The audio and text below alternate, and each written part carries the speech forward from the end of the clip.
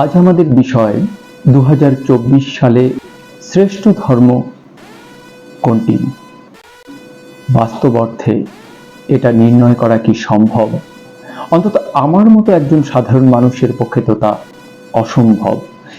তাহলে কেন এই প্রসঙ্গটি উত্থাপন করা হলো? আসলে আমার বুদ্ধি দিয়ে এই বিশ্লেষণ আমি করতে পারবো না, কিন্তু চারপাশে জ্ঞানী গুণীজনের কাছ থেকে যে কথাবার্তা আমি শুনেছি, যে জ্ঞান আমি আহরণ করেছি, তাকে এক জায়গায় সাজিয়ে একটা সিদ্ধান্তে হয়তো আপনারা পৌঁছতে পারেন।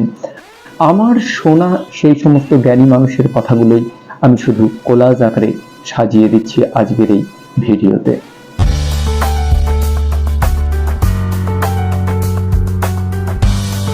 এই বিষয়ে কোনো সন্দেহ নেই যে আজ অবধি যত চিরস্মরণীয় কাজ যুগে যুগে হয়ে এসেছে যা মানব কল্যাণকর, তার পেছনে যে বিষয়টি কাজ করেছে তা হচ্ছে ধর্মীয় ভাবনা। এই ধর্ম চেতনা মানুষকে ভালো কাজে উদ্বুদ্ধ করেছে, প্রেরণা দিয়েছে। আবার ঠিক উল্টো পাশে যে বিষয়টি, উল্টো দিক থেকে যে বিষয়টি আমাদের অবশ্যই মনে রাখতে হবে, আজ অবধি যে সমস্ত ভয়ঙ্কর রক্তক্ষয়ী ঘটনাগুলো ঘটেছে তার পেছনেও কিন্তু রয়েছে ধর্ম, অর্থাৎ ধর্মান্ধতা। তাহলে ধর্মকে আসলে আমরা কিভাবে ব্যবহার করি তার উপরে ধর্মের রূপটি আমাদের কাছে উঠে আসে। অতএব নির্দিষ্ট করে বলা যায় যে ধর্ম নিজে থেকে ভালো বা খারাপ নয়, ধর্মকে যেভাবে ব্যবহার করা হচ্ছে তার ওপর নির্ভর করছে তার ভালো দিক বা খারাপ দিকটি। আমি যা বুঝেছি, যা শুনেছি তা হলো এই: ধর্ম হলো সেই বিষয় যা ধারণ করে। তাহলে ধর্ম কি ধারণ করে? ধর্ম ধারণ করে সমস্ত সত্য ও সুন্দর দিকগুলো, ভালো দিকগুলোকে ধর্ম ধারণ করে, যার উপর ভিত্তি করে সভ্যতা, মানুষ, মানব সমাজ টিকে থাকে। এই ভালো দিকগুলো ধারণ করে আছে এই ধর্ম। আর ধর্ম পথে আসার সঙ্গে সঙ্গে ধর্ম যে শিক্ষা দেয় তা হচ্ছে ত্যাগ করা। কি ত্যাগ করা? যা কিছু খারাপ, যা কিছু মিথ্যে, সেই সমস্ত কিছু ত্যাগ করতে শেখায় আমাদেরকে ধর্ম। এই গ্রহণ ও বর্জন এর সমন্বয়ের মধ্য দিয়ে, সামঞ্জস্যের মধ্য দিয়েই কিন্তু সভ্যতা টিকে থাকে, মানুষ টিকে থাকে, মানুষের আধ্যাত্মিক চেতনার বিকাশ হয়। তাই ধর্ম যে অত্যন্ত গুরুত্বপূর্ণ একটি বিষয়, এ বিষয়ে কিন্তু আমাদের কোনো সন্দেহের অবকাশ নেই। এবার যে প্রশ্নটি করা হলো যে কোন ধর্ম শ্রেষ্ঠ, আসলে সরাসরি ধর্মের কথাটি বুঝতে আমাদের খুব কষ্ট হতে পারে, অসুবিধে হতে পারে, বরং আমরা একটু উল্টো দিক থেকে বিষয়টিকে ভাবতে শুরু করি। আচ্ছা, আমরা যদি বলি যে প্রাণীদের মধ্যে সর্বশ্রেষ্ঠ কে, তাহলে প্রাণীদের শ্রেষ্ঠত্ব নির্ণয়ের মাপকাঠিকে আমরা কি ঠিক করব? তার আদিমতা, কোন প্রাণীটি পৃথিবীতে প্রথম এসেছে তার ওপর কি তার শ্রেষ্ঠত্ব নির্ভর করবে? তাহলে তো বলতে হবে অ্যামিবা বা স্পঞ্জ জাতীয় যে প্রাণী তারাই শ্রেষ্ঠ, কারণ তারা আদি। 2 নম্বর যে বিষয়টি, আমরা যদি প্রাণীদের শ্রেষ্ঠত্ব নির্ণয়ের জন্য স্থির করি যে যারা সংখ্যায় বেশি, সংখ্যা গরিষ্ঠ, কেবলমাত্র তারাই শ্রেষ্ঠ, তাহলে তো আমাদের বলতে হবে পিঁপড়ে বা তাদের মতো যে জাতীয় পতঙ্গগুলো আছে তারা মানুষের চেয়ে অনেক বেশি সংখ্যায় বেশি।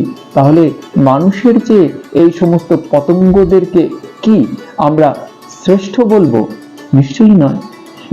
প্রাণীদের শ্রেষ্ঠত্বের মাপকাঠি কি তাহলে পেশি শক্তি? যার শক্তি যত বেশি তাদেরকেই কি আমরা শ্রেষ্ঠ বলবো?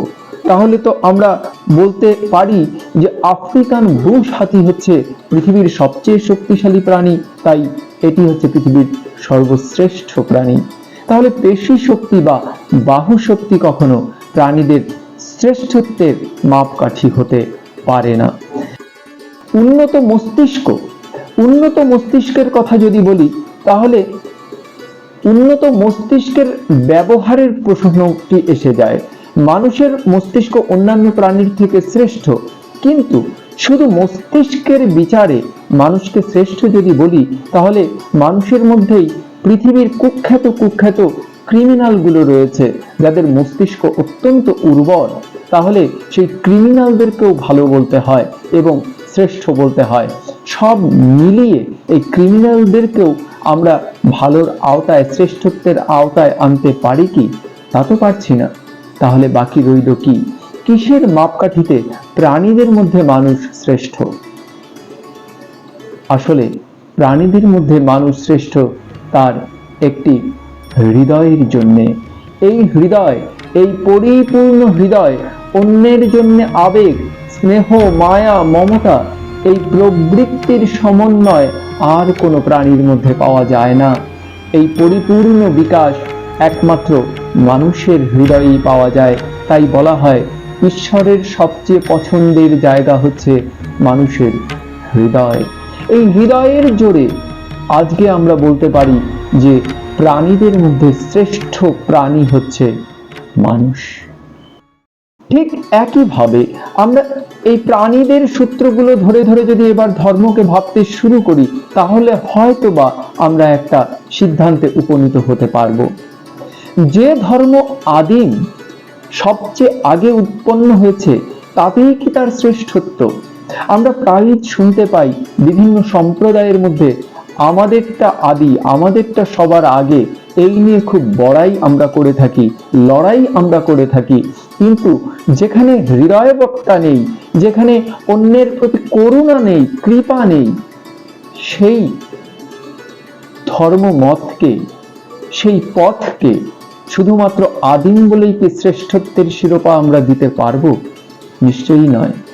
দ্বিতীয়ত, প্রাণীদের ক্ষেত্রে আমরা যে বিচার পদ্ধতিতে এগিয়েছিলাম, যে সংখ্যা গরিষ্ঠতার হিসাব, শুধুমাত্র বিশেষ একটি ধর্ম মতাবলম্বী মানুষ পৃথিবীতে সংখ্যায় বেশি, সেই সংখ্যার গরিষ্ঠতার নিরিখেই কি শুধুমাত্র তাদেরকে শ্রেষ্ঠত্বের শিরোপা দেওয়া সম্ভব, যদি তাদের মধ্যে হৃদয়বত্তা না থাকে, অন্যের প্রতি করুণা না থাকে?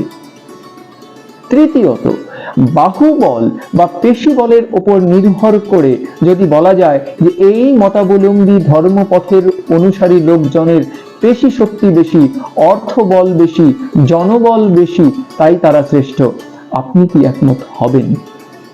যদি হৃদয় না থাকে, অন্যকে ভালোবাসার মতো মানসিকতা না থাকে, সহিষ্ণুতা না থাকে, তবে তাকে কি আমরা শ্রেষ্ঠত্বের শিরোপা দিতে পারবো? কাকে আমরা শ্রেষ্ঠ ধর্ম বলতে পারি? আমরা বলতে পারি যে ধর্মমতের অনুসারী লোকেরা, যে ধর্ম পথে গেলে মানুষের হৃদয়ে করুণার গঙ্গা বয়ে চলে, করুণার ফল্গু ধারা বয়ে চলে, অন্যের দুঃখকে নিজের দুঃখ বলে যে আত্মস্থ করতে পারে, অন্যের পাশে দাঁড়ানোর জন্য যে ছটফট করে, অন্যকে ঈশ্বর জ্ঞানে যে সেবা করতে পারে, এই শিক্ষা যে ধর্ম দেয়, সেই ধর্মমতই সর্বশ্রেষ্ঠ। সেটা নাম আমি জানি না, সেটা নিজেদেরকে বিচার করে দেখতে হবে।